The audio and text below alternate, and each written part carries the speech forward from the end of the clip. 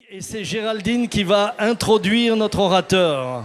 Oui, je ne fais qu'introduire, je ne vous donnerai aucune donnée scientifique.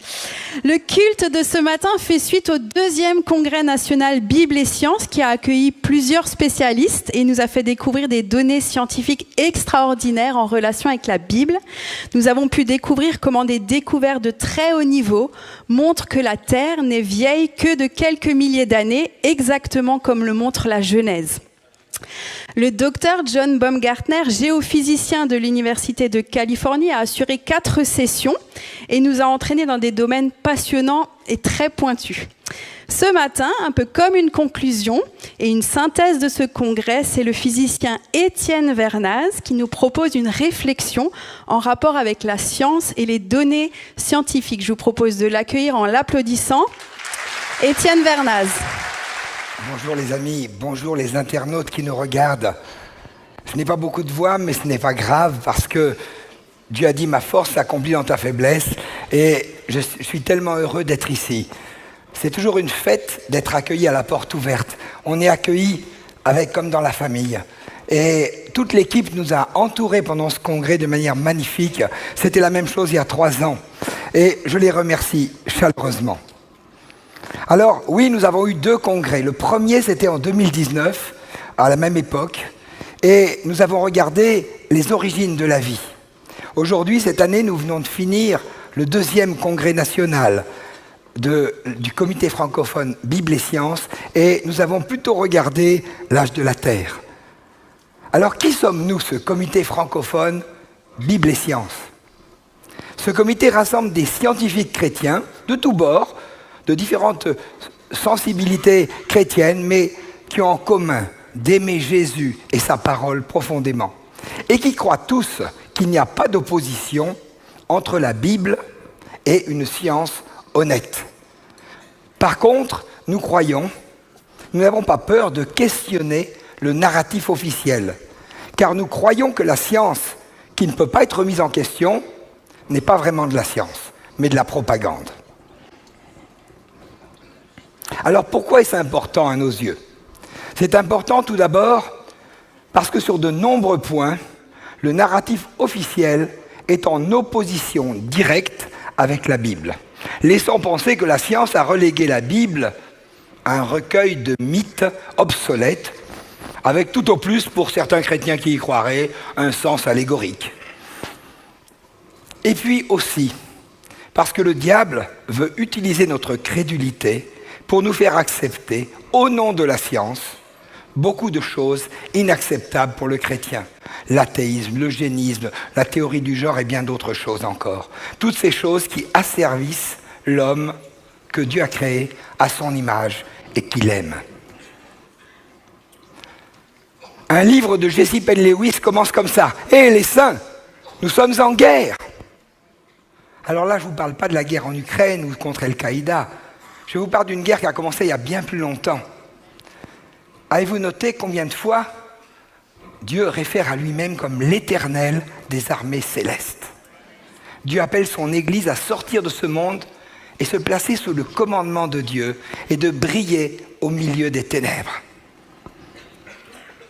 Oui, Satan est le prince de ce monde. Donc quand les gens vous disent « si Dieu existe, pourquoi tant de malheur ?» etc., la réponse est dans la Bible. Le prince de ce monde, c'est Satan. Et il se déguise souvent en ange de lumière. Il va vous faire croire que parce qu'il est universitaire, parce qu'il est ceci ou cela, alors il n'est pas Satan, c'est neutre, on peut le croire. Mais sachez que le monde hors Dieu est sous le contrôle de notre ennemi. Et si tu es chrétien, il n'y a pas de neutralité possible. En fait, nous sommes tous nés esclaves de Satan. Et Jésus seul nous a fait changer de royaume. C'est lui qui nous a arrachés au pouvoir des ténèbres et nous a fait passer dans le royaume de son Fils bien-aimé. Alors, Jésus a dit, celui qui n'est pas avec moi est contre moi. Tu peux pas, il n'y a pas de neutralité. Quand bien même tu serais suisse, il n'y a pas de neutralité.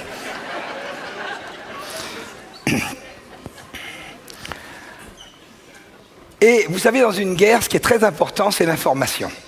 On le sait pour la guerre sur la terre, mais le diable le sait plus que quiconque, et il est un champion de l'information. son arme principale pour tromper le monde est le mensonge. C'était vrai avec Adam et Ève, ça n'a pas changé aujourd'hui. Oui, Satan est vraiment un expert en matière de désinformation.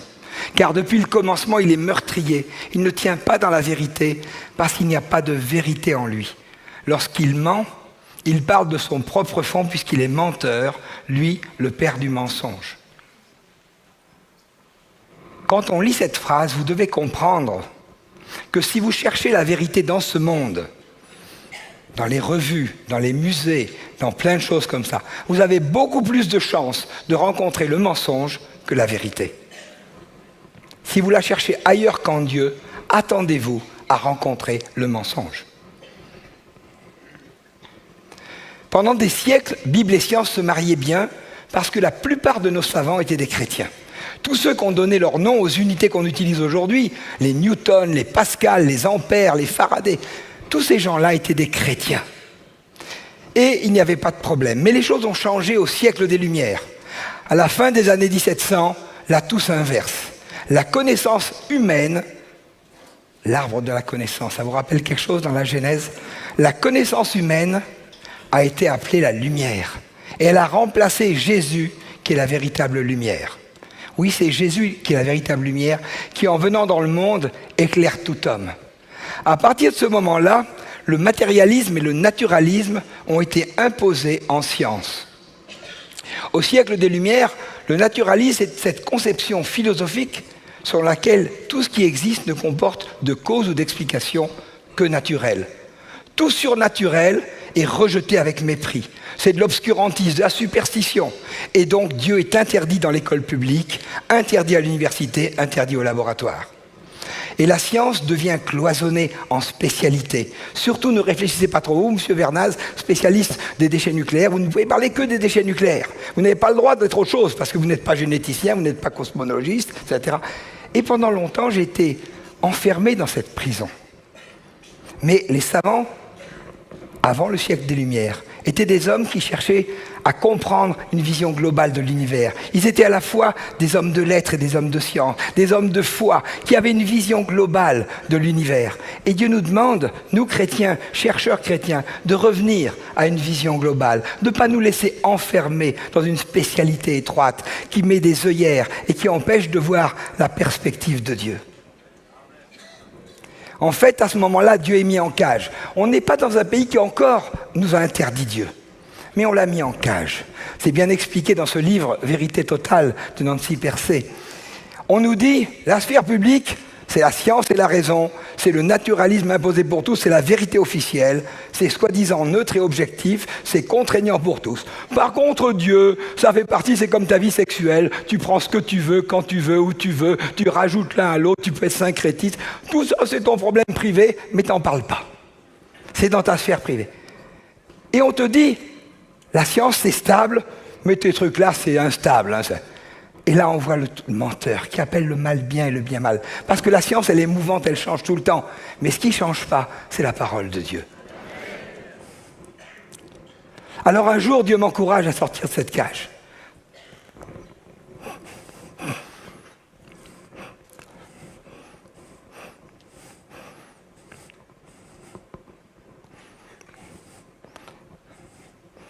Comment ?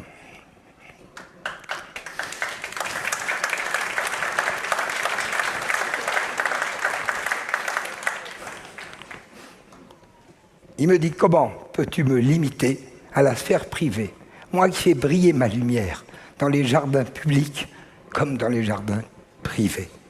Ose t'intéresser à la biologie, même si tu n'es pas biologiste. Ose t'intéresser à la cosmologie, même si tu n'es pas astrophysicien. Ose avoir une vision du monde et ose et je t'aiderai. Et j'avais l'impression d'être David contre Goliath. Mais en fait, c'est un château de paille qui s'est effondré facilement devant moi. Parce qu'il y a énormément d'intimidation. Alors la science est-elle neutre? Non, certainement pas. Oui, une science éthérée qui serait faite par personne pourrait être neutre. Les atomes et les forces sont neutres.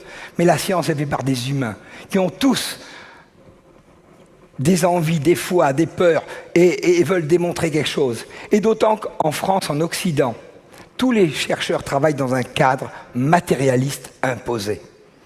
Et j'aime bien ce livre, Lettres aux savants qui se prennent pour Dieu, d'un mathématicien de Paris, qui disait à ses collègues, mais là vous sortez de votre domaine, vous imposez votre foi athée aux autres, mais ce n'est pas de la science. Alors, il y a deux visions du monde qui s'opposent. Une vision où l'univers est un système aléatoire de matière et d'énergie qui est parti d'un chaos, le Big Bang, et est en train de s'organiser par lui-même pour devenir de mieux en mieux, de mieux en mieux. C'est ce qu'on appelle l'évolution cosmique et l'évolution biologique. Et puis il y a une autre vision du monde, qui est que l'univers a été créé par un Dieu créateur, parfait, et que maintenant il est en déclin et évolue vers le désordre. Seule la première vision est enseignée à l'école et imposée à tout le monde comme un dogme dont il est interdit de sortir. Pourtant, de nombreuses découvertes de la science récente donnent raison à la deuxième affirmation. C'est pourquoi notre comité prend le soin dans tous les domaines de dire non, les preuves sont pour Dieu. La raison est pour Dieu. Pour vous montrer combien c'est violent, j'ai cité un article qui a été écrit par un chercheur chinois, je n'ai aucune idée s'il est chrétien, et dans cet article, il parle de la main. Et il conclut sa publication, qui a été mise dans une grande revue scientifique. Notre étude améliore la compréhension de la main humaine et confirme que l'architecture mécanique a été conçue de façon appropriée par le créateur pour permettre les performances réalisées de manière parfaite dans de nombreuses fonctions. Aucun robot n'arrive à faire aussi bien aujourd'hui. Et à cause de cet article, le patron de la publication a été menacé d'être viré. Il a été obligé de retirer le papier que vous ne trouverez plus dans ce journal scientifique parce qu'il y avait le mot « créateur ». Vous voyez combien c'est violent ?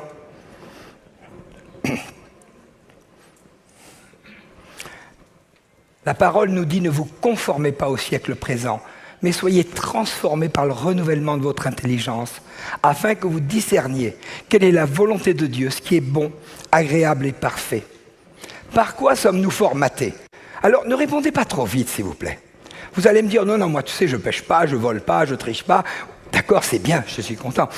Mais, même si tu fais pas tout ça, j'ai été formaté dans un monde qui m'a asséné des choses en boucle, jour après jour. C'est répété dans Science et Vie, dans les musées, dans ceci, dans cela.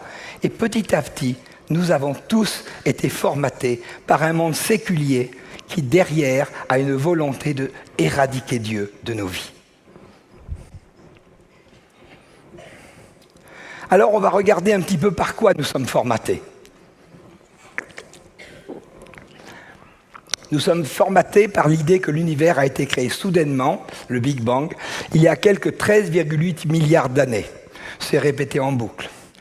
Nous sommes formatés par le fait que la vie est apparue sur Terre du fait du hasard des collisions atomiques et que tout d'un coup de ce hasard, il est arrivé, le vivant est sorti du non-vivant, ce qu'on appelle la biogénèse, tout à fait comme ça par hasard.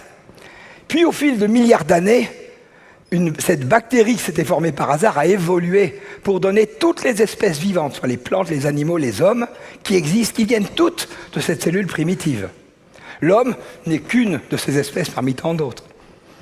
Notre ancêtre de l'homme, c'est l'Australopithèque, Lucie par exemple. Les dinosaures se sont éteints il y a 65 millions d'années. Les formations géologiques que nous voyons sont le résultat de milliards d'années où ça s'est déposé extrêmement lentement sur ces milliards d'années. La croissance de la population mondiale est un vrai problème parce que nous allons manquer de ressources et tout mourir de faim. Malthus a dit ça il y a 200 ans. Le changement climatique produit des effets dramatiques qui remettent même en cause l'existence même de l'homme sur la Terre. Et toutes ces choses tournent en boucle. Mes petits-enfants sont assénés dès la maternelle de toutes ces choses-là. Nous ne réalisons pas à quel point nous mettons nos enfants dans un système de propagande extrêmement violent. Et ça continuera à l'université. Il y a une forte intimidation, et cette intimidation est faite au nom de la science. La science a démontré que 97% des scientifiques s'accordent à dire que la théorie de l'évolution, ça c'est la science, la création, une croyance. Pourtant, aucune des affirmations de la diapo précédente ne s'appuie sur des faits mesurables. Aucune. Elles résultent toutes de la prédiction de modèles sous-tendus par différentes théories. Bien sûr, il n'y a rien de mal à faire des modèles et des théories. J'en ai fait toute ma vie, moi, en tant que scientifique. Mais l'honnêteté veut qu'un modèle soit confronté aux faits. Et on va revenir sur le modèle jusqu'à ce qu'on ait un accord entre le modèle et les faits. Et quand ça ne marche pas, on remet en cause notre modèle. Ça, c'est de la vraie science. Mais aujourd'hui, on est dans un monde où quand ça ne marche pas, on double l'impact médiatique pour matraquer un peu plus fort. Parce qu'il ne s'agit pas de chercher la vérité, il s'agit d'imposer une pensée qui est anti-Dieu. Alors nous allons regarder quelques exemples. Prenons l'exemple d'une vieille théorie, la théorie malthusienne. Malthus, c'était il y a 200 ans et quelques. Dans un ouvrage de 1798, il dit « La Terre, à ce moment-là, compte 1 milliard d'individus seulement, et ils sont fort mal nourris. » Et il dit « La croissance de la population, la courbe verte, va dépasser la croissance de nos ressources. Donc on va tous mourir de faim. » Et il dit « Quand on sera 2 milliards, tout le monde va crever. » C'est terrible. 100 ans après, il avait raison, on est 2 milliards. Et là, la faim dans le monde a fortement régressé. Et puis, 100 ans plus tard, en 2000, on est 6 milliards. Et là, la moyenne de nourriture, d'énergie par habitant a été multipliée par 10. Et depuis 2020, ça a encore été dupliqué. On est 8 milliards et la richesse par habitant est très supérieure à celle de l'an 2000. Pourquoi cette théorie est-elle fausse? Parce qu'elle pouvait sembler logique au premier abord. Elle est fausse parce qu'elle dit le contraire de Dieu. Dieu dit, la richesse, ce n'est pas le pétrole, ce n'est pas le charbon. La richesse, c'est vous et moi. La richesse, c'est l'homme. Plus il y a d'hommes, plus le monde est riche. Parce que Dieu nous a fait à son image créateur. Et vous êtes la richesse du monde. Ce n'est pas le pétrole. Et plus vous serez nombreux, plus vous serez riches. Mais nous, on dit le contraire. Et on vous dit de ne plus avoir d'enfants. Et puis Dieu a dit, je pourvoirai à tous vos besoins selon ma richesse. Mais nous, on dit le contraire. On va tous crever parce qu'on va manquer de pétrole, parce qu'on va manquer de ceci. Usez pas l'eau. Hein, surtout, vous ne lavez pas trop les mains parce que vous allez user l'eau. Mais le cycle de l'eau, il est perpétuel. Et de l'eau, il y en a tellement plus que nos besoins parce qu'on a un Dieu prodigue. On a un Dieu généreux.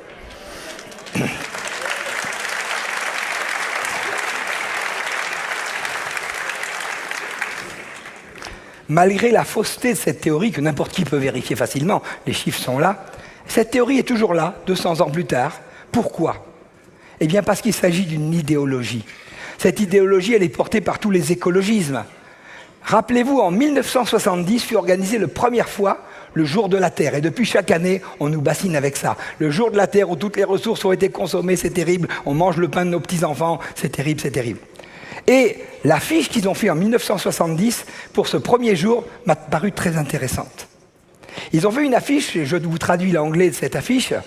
Nous avons rencontré l'ennemi, et l'ennemi c'est nous. Et la philosophie qui est derrière tous ces écologismes, c'est que l'homme est le prédateur, c'est que l'homme est la bête à abattre, que l'homme, s'il respire, c'est mal, s'il mange, c'est mal, s'il voyage, c'est mal, s'il y a des enfants, c'est mal. Parce que l'ennemi, c'est nous. Cette philosophie est l'opposé de la philosophie de Dieu, qui dit « La prunelle de mes yeux, c'est les humains que j'ai créés. Le ciel et la terre passeront, mais vous, je veux vous adopter. J'ai un projet pour vous. Avant la fondation du monde, je vous avais prévu. Avant la fondation du monde, je vous voulais pour vous adopter en Jésus-Christ. Et le ciel et la terre passeront, mais vous, vous êtes important. » Mais cette idéologie veut renverser, parce que le diable veut appeler le mal bien et le bien mal. Et puis le nouvel ordre mondial s'en est saisi. Alors ils ont fait des magnifiques tables de pierre qui sont une moquerie des tables de la loi de Moïse. Et ils ont gravé dans les 4 orientations de l'espace d'immenses tables de pierre de 10 mètres de haut, dans lesquelles ils ont gravé les 10 nouveaux commandements du nouvel ordre mondial. Et le premier de ces commandements, vous savez ce que c'est? Sur la planète, 500 millions, tu ne dépasseras pas. Ça veut dire que leur objectif, c'est de tuer plus de 90% des gens pour enrichir les 10% restants. Alors, soit dit en passant, en juillet, quelqu'un a mis une bombe, je ne sais pas qui, et ces énormes tables de granit ont été explosées au juillet dernier.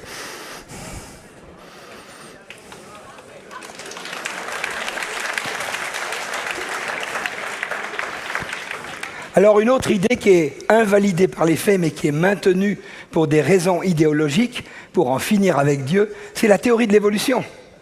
Richard Dawkins, un biologiste britannique, défend que l'athéisme est une extension logique de la compréhension de l'évolution. Et comme l'a dit Pierre Hamé hier, on ne peut pas croire en l'évolution et il faut être athée.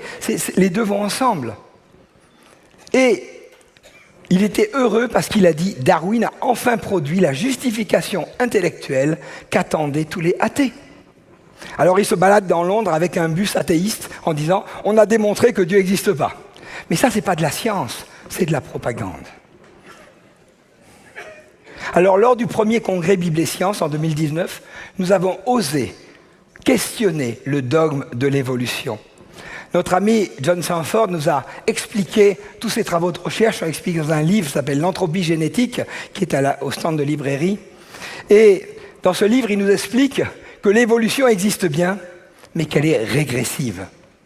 En fait, pour le physicien que je suis, c'est du b.a.-ba.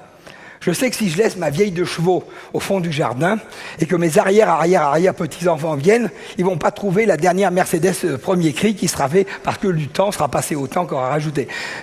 Et si c'est une magnifique voiture, c'est qu'un homme plein d'argent et fasciné des vieilles voitures aura mis beaucoup d'énergie et beaucoup d'intelligence pour la restaurer. En fait, tous les systèmes physiques laissés avec le temps se détériorent. C'est le principe de l'entropie. Eh bien, il en est de même pour les organismes vivants et pour les populations. Si vous regardez, nous finissons tous par mourir. Pourquoi? Parce que nos gènes s'abîment, notre ADN s'abîme à cause de toutes les mutations qui sont des erreurs typographiques dans notre génome. Il s'en produit tout le temps. Fort heureusement, Dieu nous a fait de manière tellement merveilleuse que la plupart sont réparées instantanément. Depuis que je vous parle, il y a eu des milliers de mutations dans mon corps, mais grâce à Dieu, elles se réparent. Mais il en reste quand même quelques-unes. Et c'est à cause de ça que nous vieillissons tous. À chaque division cellulaire, 3 nouvelles mutations. Et John Sanford nous expliquait que la dégénérescence mutationnelle de nos gènes s'appelle l'entropie génétique. Alors, ce qui est vrai au niveau des humains individuels est vrai au niveau des populations. À chaque nouvelle génération, il y a un peu plus de défauts que la précédente. 2 à 3% des bébés naissent avec des malformations congénitales visibles. Il existe des milliers de maladies génétiques connues et des milliers d'autres non encore répertoriées. Il y a environ 100 nouvelles mutations par nouvelle naissance. Ce qui fait que, de génération en génération, le génome se dégrade. C'est la raison pour laquelle John Sanford nous a expliqué qu'aucune espèce vivante ne peut survivre sur des centaines ou des millions d'années. Des centaines de millions d'années ou des millions d'années. Ensuite, nous avons confronté l'idée qui est dans tous les musées et qui est complètement fausse, que l'homme descend du singe ou a un ancêtre commun avec le singe. En fait, on nous a raconté qu'il y avait 98% de similitudes. Et notre ami André Hegel nous a montré que quand on est honnête et qu'on compare l'ensemble du génome, d'abord c'est plus 98%, mais c'est 85%. Et que finalement, on en échange 65% avec le coq, à peu près 50% avec la banane, et que c'est normal. Parce que le même Dieu créateur a utilisé un même système de stockage de l'information pour créer tout le vivant. Mais ça ne veut pas dire que je descends ni du coq ni de la banane. Ça veut dire que le même Dieu créateur a utilisé un système qu'on est incapable de faire aujourd'hui, le stockage de l'information d'une tête d'épingle. Et si je voulais mettre toute l'information qui est dans cette tête d'épingle dans des bouquins, il me faudrait 396 bouquins qui vont de la Terre à la Lune. Et Dieu le met dans une tête d'épingle, dans un noyau d'une cellule. Alors maintenant, encore une vérité qui n'est pas soutenue par les faits. On nous affirme que l'univers a été créé il y a quelques 13,77 milliards d'années. Comment est calculé ce chiffre? Il est calculé à partir de... On a vu que l'univers est en expansion. Et on a dit, finalement, s'il est en expansion, dans le passé, il était plus petit. Alors on est revenu en arrière. Et on a regardé, c'est la constante de Hubble, c'est celle qui donne la vitesse d'expansion. Et on a fait machine arrière, on l'a inversé pour dire, au début c'était comme ça. Et puis on arrive à un moment où c'est un point singulier. Et à ce moment-là, on calcule que c'est 13,77 milliards d'années. Alors, on a fait un modèle mathématique du Big Bang qui est assez fascinant parce que il y a des incidences philosophiques intéressantes, notamment à travers le Big Bang, c'était une révolution parce qu'on pensait que l'univers avait toujours existé et le Big Bang nous dit il y a un début, il y a une fin. D'ailleurs, au début, on s'est opposé au Big Bang parce qu'on voulait éliminer Dieu. C'était trop près de la Bible qu'il y a un début et une fin. Et en plus, c'était un curé qui défendait ça. Donc, on n'était absolument pas d'accord de ce Big Bang. Mais finalement, ça s'est imposé. Oui, il y a un début, il y a une fin. Mais quand on regarde le modèle du Big Bang, et tout ça est expliqué dans un livre que je vous recommande, L'effondrement du Big Bang, on voit que partout, l'inconnu est infiniment plus grand que le connu. Au début, on doit mettre une inflation de l'univers à une vitesse qui est des ordres et des ordres de grandeur plus rapides que la vitesse de la lumière. Pourtant, c'est impossible, nous dit-on dans la même théorie. Puis ensuite, on va créer, soi-disant, matière et antimatière, mais on ne trouve pas l'antimatière. On dit, tant pis, on ne sait pas pourquoi elle n'est pas là, mais on va continuer. Et puis, on cherche la matière et on n'en trouve que 10%. Et où est-ce qu'elle reste? Pour que ça marche, il manque 90% de la masse. Alors on va inventer des trous noirs pour mettre la masse dans ces trous noirs pour que ça essaye de faire marcher. Alors c'est passionnant, c'est des beaux outils mécaniques. Mais que d'hypothèses, que d'hypothèses, que d'hypothèses. C'est pour ça que John Arnett, ce cosmologiste qui a écrit ce livre, dit « Il est éthiquement et professionnellement indéfendable de dire que le modèle du Big Bang explique les origines de l'univers, comme cela est enseigné dans toutes nos écoles. » Alors qu'en est-il de l'âge de la Terre? On nous enseigne que la Terre a 4,55 milliards d'années, plus ou moins 0,07 milliards, hein, excusez du peu. Et ce chiffre, on ne sait pas trop d'où il vient, mais d'après ce que j'ai lu, il viendrait d'une publication des années 1956. Mais depuis, il tourne en boucle, donc il est devenu vérité. Et de cette publication des années 56, on déduit l'âge de la Terre de modèles complexes liés à l'isotopie dans les météorites. Vous voyez le lien très direct avec l'âge de la Terre. En fait, scientifiquement, personne n'en sait rien. Personne ne peut mesurer son âge. Pourquoi? Pour mesurer un âge, il faut deux choses. Moi, vous pouvez savoir mon âge parce que vous avez les deux choses. La première, j'ai un extrait de naissance et vous avez une date. Et ça, c'est le point de départ. Et le deuxième, il faut un système de mesure du temps fiable. Et nous, on a les années, c'est fiable. Donc, on peut savoir mon âge. Mais dans la Terre, on n'a pas d'extrait de naissance, on n'a pas de datation qui nous dit quand c'est, et on n'a même pas de système de comptage du temps. Parce que le système du comptage du temps, le Soleil, apparaît qu'au 4e jour de la Genèse.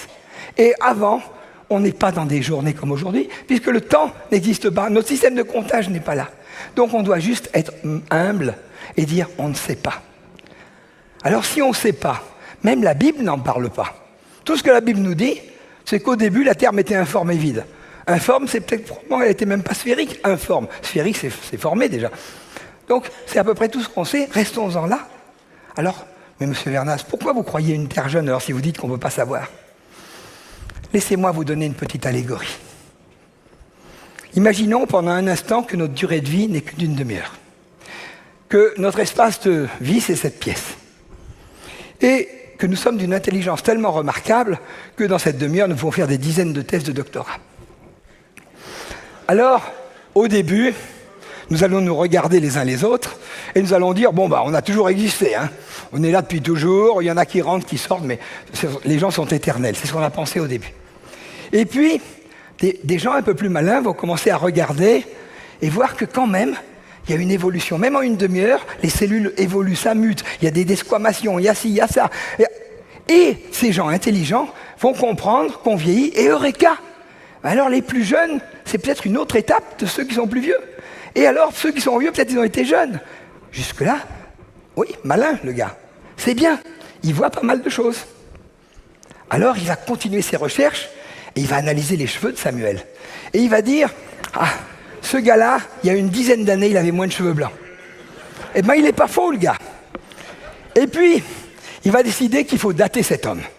Alors, il va décider d'analyser sa croissance cellulaire, sa décroissance, la mort de ses cellules, la duplication de ses cellules. Il va faire des modèles. Et pendant une centaine d'années, eh bien, les gens vont dire il a 8000 ans, il a 3000 ans, il a 25 000 ans. Et puis finalement, ça va quand même converger sur le modèle biocellulaire magnifique du moment que va nous être imposé dans toutes les écoles. Et on va décréter que Samuel à 8732 ans. Donc il y a 8732 ans, il est apparu par hasard d'une cellule qui est arrivée de nulle part, qui est tombée à la porte ouverte, et voilà. Donc, il y a quelques 8000, et tout le monde va répéter à l'envi ce chiffre, puisque nos grands savants, personne ne peut les comprendre, donc répétons ce chiffre à l'envi. Mais quelqu'un qui n'était pas tellement chercheur est allé fouiner dans la librairie Philadelphie. Et il est tombé sur un livre de Papa Jean, et ce livre nous dit la date précise de sa naissance. Ce disque nous dit qu'il n'est pas venu du hasard d'une cellule qui est tombée du ciel, mais qu'il avait un papa qui l'aimait, qui le voulait, et qu'il était là le jour de sa naissance, et qu'il en est le témoin visuel, et qu'il avait un but, qu'il avait un sens, il voulait fonder une famille, qu'il était fier de son fils. Moi, c'est ce papa-là que je vais croire, et pas mes chercheurs qui font un bon travail, mais qui veulent éradiquer Dieu de leur travail.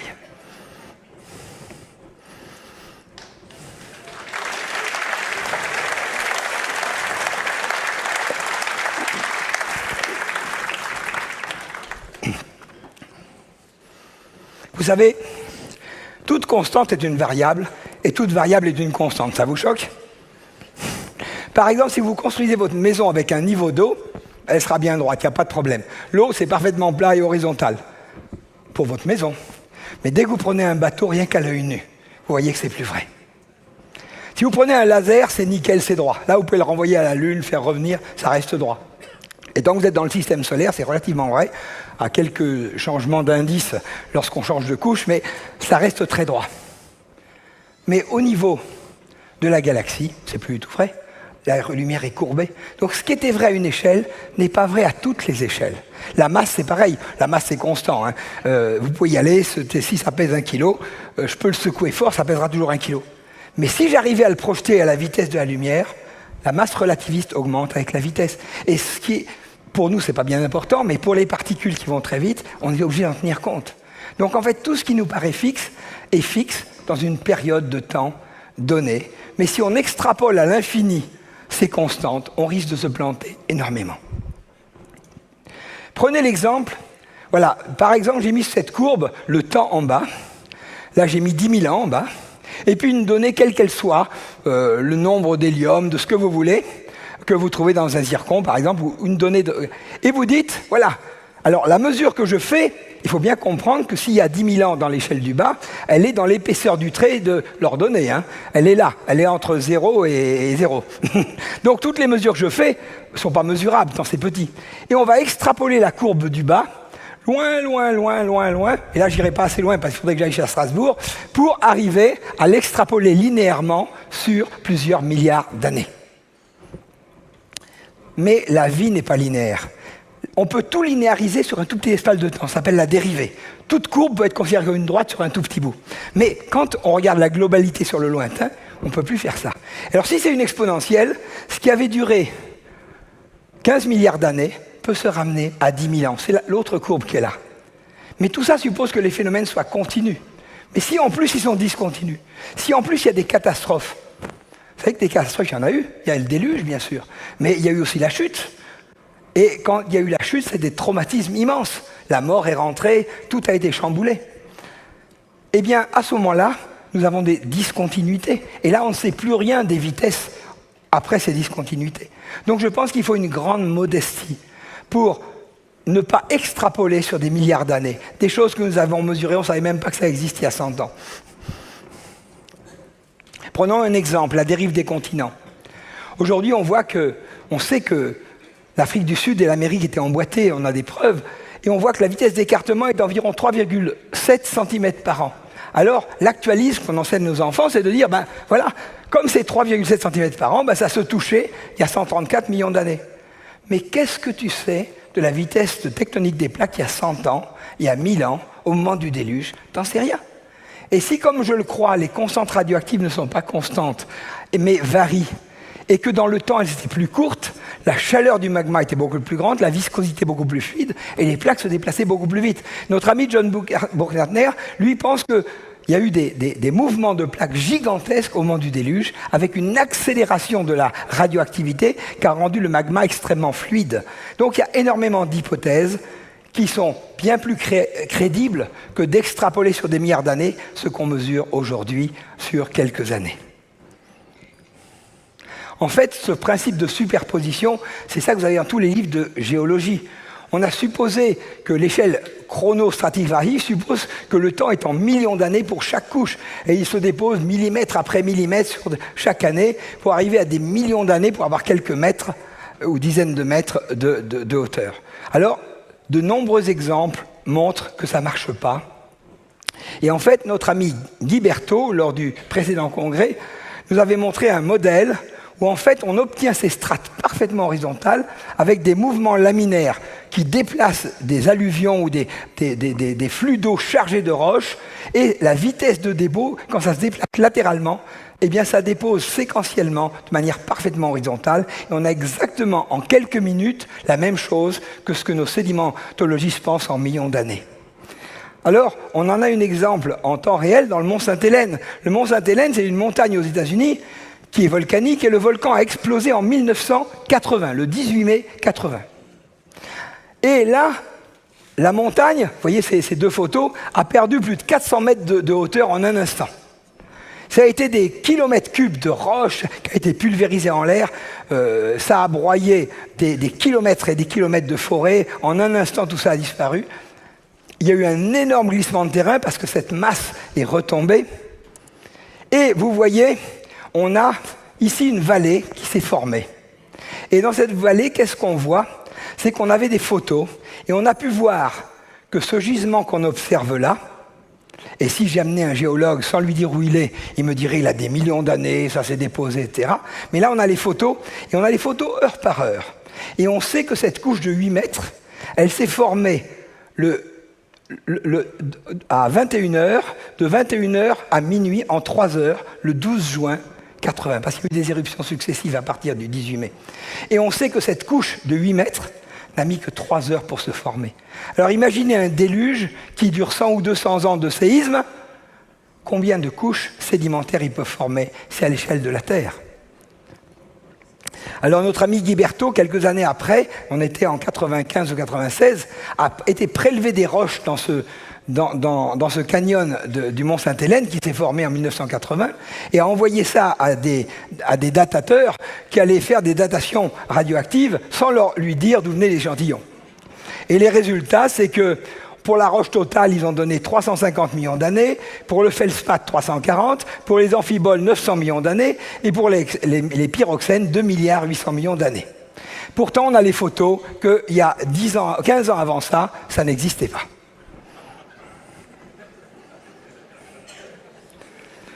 Alors il est vrai que les données radioactives laissent penser à une terre vieille.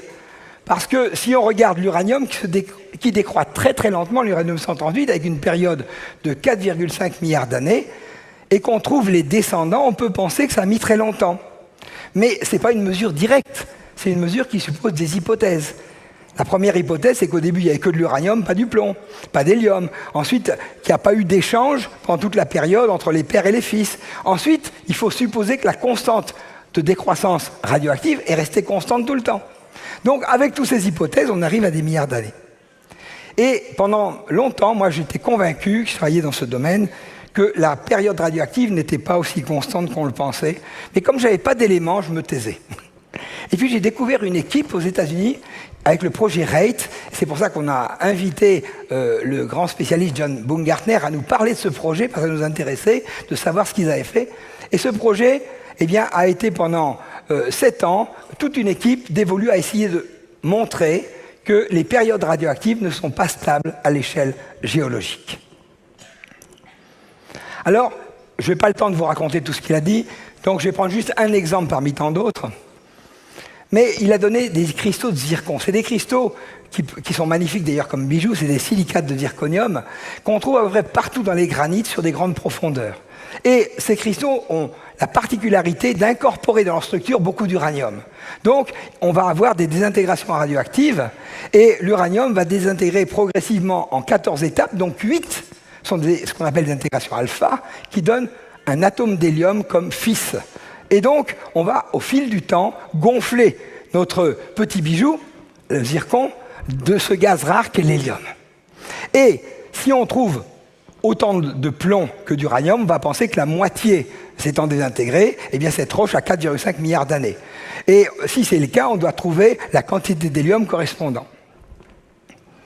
Alors, eh bien oui, on a bien trouvé les quantités d'hélium correspondant à des milliards d'années.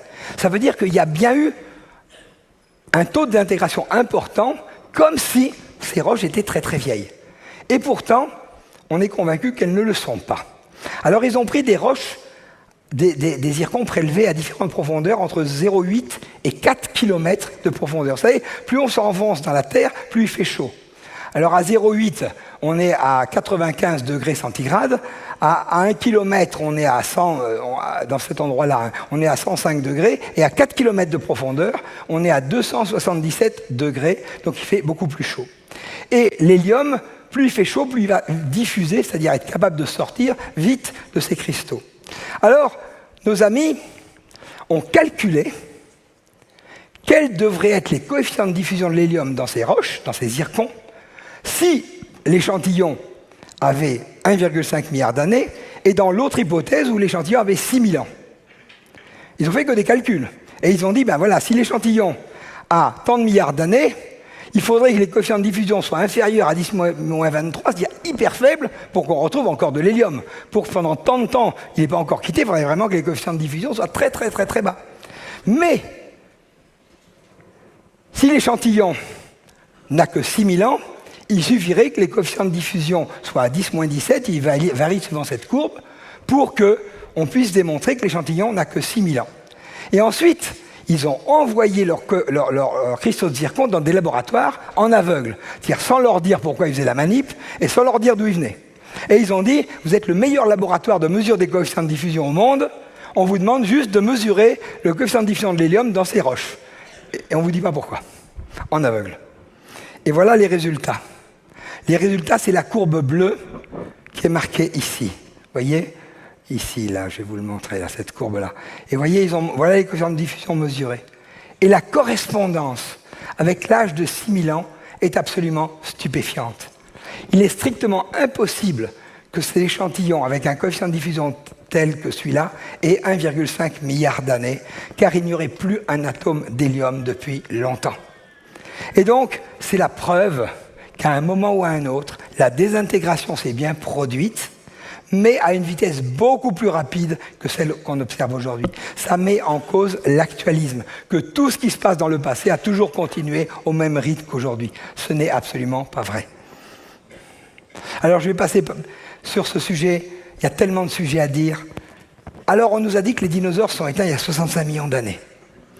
Et on a pris des autres dinosaures, il y en a plein, il y a beaucoup de fossiles, et au stupeur, on a trouvé des tissus mous, des vaisseaux sanguins souples qu'on pouvait étirer avec une pince à épiler, des globules rouges intacts, et la personne qui mesurait ça a dit « on m'aurait donné un animal qui venait de mourir, j'aurais pas vu de différence ». Alors, face à ça, au début, d'abord, on a essayé d'empêcher la publication. Mais il y a eu tellement de résultats qui sont identiques, qui sont parus, que ça a fini par sortir dans les plus grands journaux comme Science. Alors là, un bon scientifique doit au moins reconnaître qu'il y a deux hypothèses. L'hypothèse 1, c'est que finalement, c'est pas si vieux que ça. Et l'hypothèse 2, c'est que finalement, on s'est trompé quand on croyait que les tissus mous pouvaient se garder que quelques centaines d'années et qu'on doit les mettre dans le froid, etc., pour les garder parce que ça se dégrade vite. Non, non, ça se garde 65 millions d'années sans problème. Alors, quelle hypothèse, vous pensez, nos scientifiques ont retenue ? 65 millions d'années ? Ah non, on s'est trompé. Donc les tissus mous se conservent 65 millions d'années. La vraie science, ça serait au moins de reconnaître qu'il faut examiner les deux hypothèses. Un autre exemple de modèles qui ont été complètement instrumentalisés, le changement climatique. Les mensonges les plus puissants sont ceux qui contiennent une grande part de vérité. Alors oui, le climat se réchauffe. Depuis la sortie du petit âge glaciaire, ça fait plus de 150 ans qu'on se réchauffe, gentiment, de moins d'1 degré par siècle. C'est une bonne nouvelle, parce que de tout temps, il y a eu des périodes de chaud et de froid. Et c'est dans les périodes de refroidissement que les problèmes arrivaient, que les gelées faisaient des famines. Et dans les périodes où ça se réchauffait, tout le monde appelait ça optimum. On appelait ça l'optimum romain, l'optimum médiéval. On cultivait la vigne à Londres, à l'optimum médiéval, et tout le monde disait optimum. Mais les gens, pour nous faire peur, ont dit il ne faut plus appeler ça optimum, il faut appeler ça hiatus. C'est le hiatus romain. Et on va tous mourir si on revient à cet état-là, et s'il y a de la vigne à Londres, alors on va tous mourir. Alors ces modèles, au début, j'y ai cru, moi. Je les ai enseignés à l'université de Montpellier. Mais quand, au fil des années, les données sont arrivées et ne passaient pas dans les modèles, j'ai dit à mes collègues, là, oh, il y a un os. Les données disent exactement le contraire de vos prédictions. Vous croyez que mes collègues ont changé leur modèle? On m'a dit, tais-toi, tu nous embêtes. Tu vas dire, t'es pas climatologue, tais-toi. Tais-toi. Alors, on a fait parler Al Gore, qui a fait un magnifique film et qui a eu le prix Nobel, en nous annonçant qu'en 2013, il n'y aurait plus de neige au pôle Nord, qu'il n'y aurait plus de neige dans aucun glacier de l'Europe, que les villes seraient inondées et qu'il faudrait des réfugiés climatiques partout parce que d'immenses villes seraient sous les eaux. Donc toutes ces prédictions ont fondu plus vite que la banquise, parce que voilà la banquise au moment où il l'a prédit, et voilà la banquise aujourd'hui. On est au 13 mai 89 et au 13 mai 2022. C'est bonnet blanc et blanc bonnet. Alors, quand les données des modèles ne marchent pas avec les données physiques, il faut remettre en cause le modèle. Il ne faut pas remettre en cause la donnée physique. Alors, le niveau des villes qui devaient être noyées sous les eaux, eh bien oui, il augmente, c'est vrai, le niveau de la mer augmente. Mais vous n'avez pas besoin d'être climatologue pour le savoir. Il vous suffit d'aller à Brest et de demander à voir le marais Brest. Il y a une mesure au marégraphe de Brest qui fonctionne depuis plus de 150 ans. Voilà les données du niveau de la mer qui sont mesurées bien avant, à partir d'avant 1840 jusqu'à aujourd'hui. Eh bien, de cette époque à aujourd'hui, ça monte gentiment de 16 cm par siècle. Il n'y a vraiment pas péril en la demeure. Il n'y a aucun problème. Et ça redescendra lorsqu'on refroidira le climat. Il n'y a aucun problème. Mais les modèles continuent à prédire des mètres et des mètres d'augmentation des villes noyées qu'on répète en boucle, alors qu'il suffit d'aller au marégraphe et de regarder. En 1840, il n'y avait pas des tonnes de CO2. Aujourd'hui, il y en a beaucoup plus. Ça n'a rien changé. La courbe est la même. Alors vous voyez, vous n'avez pas besoin de climatologues. Et vous ne savez sans doute pas que plus de 1000 scientifiques renommés, des prix Nobel, des académiciens, ont signé un manifeste disant qu'il n'y a aucune urgence climatique. Tout ça nous trompe. Mais vous n'entendez pas parler parce qu'on est interdit de séjour. On est supprimé sur YouTube, sur Google, on fait tout pour que ça n'apparaisse pas. Il y a eu des accords entre l'ONU et Google pour que ça soit en dernière page et que ça n'apparaisse pas. Parce que plutôt que de confronter les modèles aux faits, on préfère faire taire ceux qui parlent des faits. Le mensonge est devenu la norme parce que le prince de ce monde monte en puissance. Vous savez que la moitié des publications du Lancet sont jugées fausses. Le Lancet, c'est le plus grand revue mondiale de recherche médicale. Et ce n'est pas moi qui le dis, c'est l'éditeur en chef du Lancet qui a écrit ça. La moitié des données de mon journal sont juste fausses. Parce que les grands labos financent, eh bien la moitié est fausse. Et maintenant, on arrive au siècle de la censure. En 2007, une résolution au Conseil de l'Europe a voulu interdire qu'on puisse parler comme je le fais aujourd'hui, et interdire qu'on parle de la création, et qu'on impose à tout le monde, on fait taire tous ceux qui critiquent l'évolution. Comme l'avait dit John Baumgartner, ou je sais pas, peut-être toi, dans un exposé, un Chinois s'étonnait. Il disait, en Chine, on ne peut pas critiquer le gouvernement, mais on a le droit de critiquer Darwin. Mais aux États-Unis ou en Europe, on peut critiquer le gouvernement, mais on n'a pas le droit de critiquer Darwin.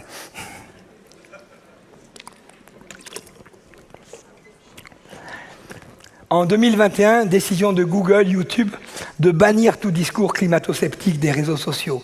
En 2021, interdiction faite de tous ceux qui allaient mettre en cause les vaccins, etc. Et donc, aujourd'hui, on vous dit, la science, c'est le mantra officiel, tout le reste, c'est des complotistes, c'est des obscurantistes, etc. Alors, chers amis chrétiens, je vous encourage à résister à l'intimidation. Face au discours intimidant d'un monde,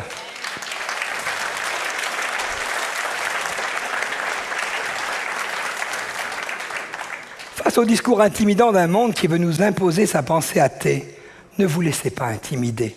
Réapprenons une pensée critique basée sur des faits vérifiés. Confortons les modèles avec les faits. Armez-vous à l'idée que partout, vous allez avoir une opposition parce que ce n'est pas la vérité qui compte pour le monde, c'est la doxa ambiante. S'ils ne sont pas des chercheurs de vérité, la vérité, c'est les chrétiens qui la cherchent. Et donc, attendez-vous, vous croyez en la création, à être traité d'obscurantiste, de fondamentaliste. Si vous mettez en doute le réchauffement climatique anthropique, vous allez être traité de négationniste, chambre à gaz. C'est ce qu'on fait avec moi. Si vous refusez de participer à une thérapie génétique expérimentale, vous serez traité de complotiste. Pourtant, vous ne complotez pas contre personne. Mais n'ayez pas peur, ne soyez pas intimidés. N'ayez pas foi dans le monde. Satan est le singe de Dieu. Et il ne fait rien de lui-même. Il regarde ce que Dieu fait, il fait pareil. Dieu, il sait que c'est par la foi qu'on peut avancer. Alors, Satan, il veut nous faire avoir une fausse foi. Il veut nous faire foi dans ses mensonges. Coluche avait dit, dans le journal, la seule chose qui est vraie, c'est la date. Il n'était pas si loin de la vérité. Et un autre a dit, le seul jour où les gens vérifient l'information avant de le croire, c'est le 1er avril. Moi, je vous encourage à aller vérifier les autres jours de la semaine aussi. Alors, qu'est-ce que tu entends? En quoi as-tu foi? La Bible dit la foi vient de ce qu'on entend, mais qu'entends-tu? Est-ce que tu entends la voix du monde, les médias, ton portable dont tu es jour et nuit branché dessus? Est-ce que tu passes ton temps dans les musées et les revues scientifiques? Ou est-ce que tu entends la voix de Dieu? Est-ce que la parole de Dieu t'est chère? Est-ce que le Saint-Esprit parle à ton cœur pour te donner le discernement de dire « Ouh là là, là il y a anguille sous roche, là c'est pas honnête, là il y a quelque chose qui ne va pas ». Le Saint-Esprit t'aidera si tu es un chercheur de vérité. Gardez foi en la parole de Dieu parce que c'est une encre sûre. Aujourd'hui, on va dans un monde de chaos. J'ai mis cette image pour vous montrer, mais j'aurais pu en mettre 50. Combien on est en train d'appeler le mal bien, le bien mal. Aux États-Unis, si tu tues un aigle dans l'œuf, tu risques $100 000 d'amende et 1 an de prison. Si tu tues une tortue, je ne sais plus quoi, dans son œuf, c'est encore pareil, c'est 2 ans de prison. Mais par contre, un bébé dans son œuf, un fœtus, aucun problème. On marche sur la tête, mes amis.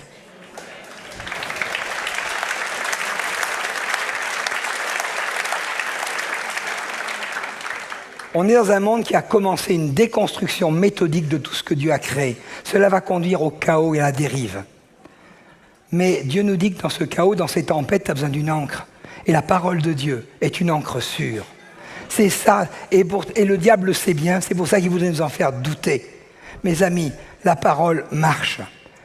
Ne vous laissez pas ébranler dans votre bon sens. Ce n'est pas moi qui vous le dis, c'est toute la Bible qui vous le dit. Thessaloniciens, ne vous laissez pas si facilement ébranler dans votre bon sens. Le bon sens est source de vie pour qui en a. Mais le châtiment des fous, c'est la folie. Quiconque s'écarte du chemin du bon sens ira se reposer dans la communauté des ombres. Mes amis, en tant que chrétiens, ayez du bon sens. En fait, quand la Bible paraît mise à défaut, cela ne dure qu'un temps. Par exemple, on m'avait dit, et je n'avais pas de réponse à ça, parce que souvent je n'avais pas de réponse, je ne sais pas tout. Oui, mais le déluge mondial, c'est pas possible, il n'y avait pas assez d'eau dans les océans. Et puis si cette eau avait été là, si les montagnes étaient plus basses, où serait passée cette eau? Et pendant des années, je n'ai pas eu de réponse. Je dis, je ne sais pas.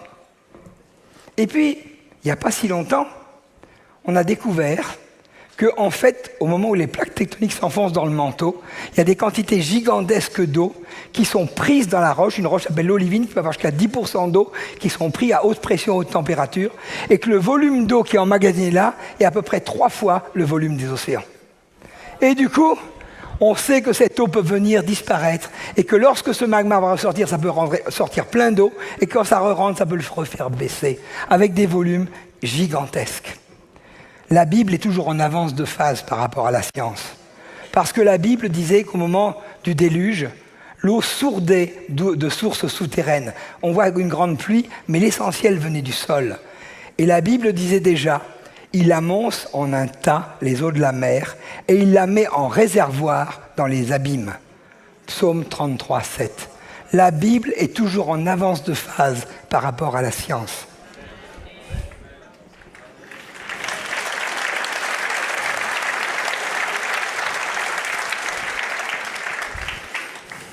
Quand la Bible est mise à défaut, ça ne dure qu'un temps aussi en archéologie. On nous avait dit que Ponce Pilate, c'était un mythe, il n'avait jamais existé, on ne le trouvait pas dans la suite des procurateurs romains. Donc, vous voyez, la Bible, c'est une histoire pour enfants. Jusqu'au jour où on a découvert une stèle de pierre à Césarée, où il y avait gravé Ponce Pilate, procurateur romain. Et on a trouvé le fin de l'histoire. C'est qu'à la fin de sa vie, il a été banni, on l'a supprimé des annales de Rome, parce qu'il a fini en bannissement. Mais chaque fois que la Bible dit quelque chose, la science finit par le confirmer après coup. On nous avait dit que Ninive n'avait jamais existé, que c'était encore un mythe biblique. Jusqu'au jour où on a redécouvert Ninive, avec des milliers de tablettes de l'Empire assyrien, toute une richesse, et on a pu prouver que Ninive était une réalité. On nous a dit que les Hittites, c'était un peuple imaginaire qui n'a jamais existé, jusqu'au jour où on a retrouvé leur capitale, Hattusa. Et chaque fois que la Bible est mise à défaut, c'est que la science n'a pas encore trouvé qu'elle était en avance. Je vous encourage à aller sur le site de notre ami Patrick Vauclair, Archéos. Il y a plein de richesses, je n'ai pas le temps de tout vous raconter. Mes amis, non, croire dans la Bible n'est pas un suicide intellectuel, comme certains voudraient nous le faire croire. Spool a dit « Nul besoin d'abandonner votre intellect pour faire confiance à la Bible.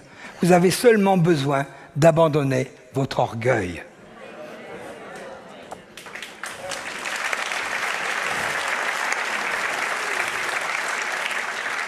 Mes amis, l'important, c'est de garder une grande humilité. Il y a plus de 100 ans, Niels Bohr, prix Nobel de physique, écrivait « La science ne décrit pas l'univers tel qu'il est, mais comme l'homme le perçoit, ou comme l'homme le ressent. » C'est rien d'autre que ce que 2000 ans plus tôt disait l'apôtre Paul.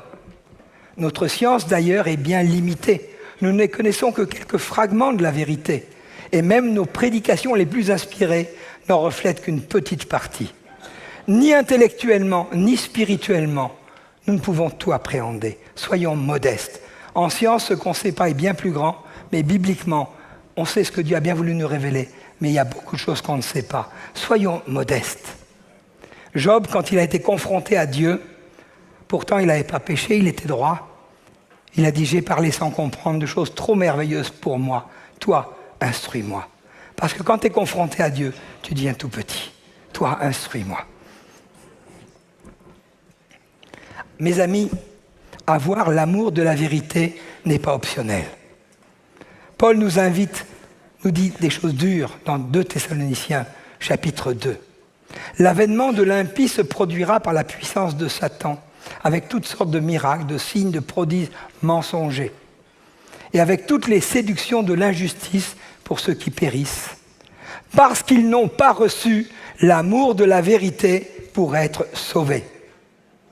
Aussi, Dieu leur envoie une puissance d'égarement. Mais ce n'est pas le diable, c'est Dieu lui-même, qui leur envoie une puissance d'égarement pour qu'ils croient au mensonge, afin que soient jugés ceux qui n'ont pas cru à la vérité, mais qui ont pris plaisir à l'injustice.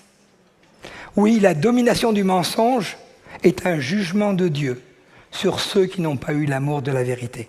Je voudrais vous mettre en garde, mes amis. Ça peut être très confortable de vous conformer au siècle présent. Ça peut vous éviter bien des problèmes, bien des ennuis. Mais Dieu nous met en garde. Si tu n'as pas l'amour de la vérité, si tu cherches la tranquillité, tu risques d'amener un jugement de Dieu sur ta vie. Ayez l'amour de la vérité, quoi que ça vous coûte. Je finirai, c'est plus que 2 slides. Je ne sais pas d'où vient celui-là, mais j'ai bien aimé, je l'ai mis. Cet homme a dit, pour que je devienne athée, il faudrait que je croie que rien a créé tout, que la matière inerte a créé la vie, que des coïncidences aléatoires ont produit une extrême précision, que le chaos a produit l'ordre. Cela nécessite une foi incroyablement irrationnelle, et je n'ai vraiment pas la foi pour arriver à croire à ça.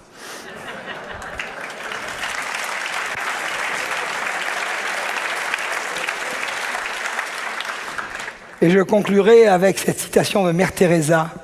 Mes amis, amis chrétiens, il ne faut pas craindre d'être en contradiction avec le monde. Regardez ce saumon. Regardez ce saumon. Dieu appelle, il dit « Laissez les morts enterrer les morts ». Ceux qui n'ont pas la vie de Dieu sont des morts. Il est normal qu'un poisson mort n'a aucune autre force motrice que le courant du siècle présent. Mais nous qui sommes vivants, nous ne devons pas suivre les poissons morts. Nous ne devons pas aller dans le courant du chaos qui va à la perdition. Mais comme ce saumon, remontons à la source, remontons à la lumière. Et ne disons pas c'est dur, c'est pénible, parce que le saumon râle pas. Il est joyeux de sauter les cascades, parce qu'il éclabousse la lumière, il éclabousse la vie. Mes amis chrétiens, c'est le moment pour vous de briller. C'est le moment pour vous de faire la différence dans les ténèbres. C'est le moment d'éclater le monde, de l'éclabousser de la foi, de la vie, de l'espérance qui est en vous. Je vous remercie.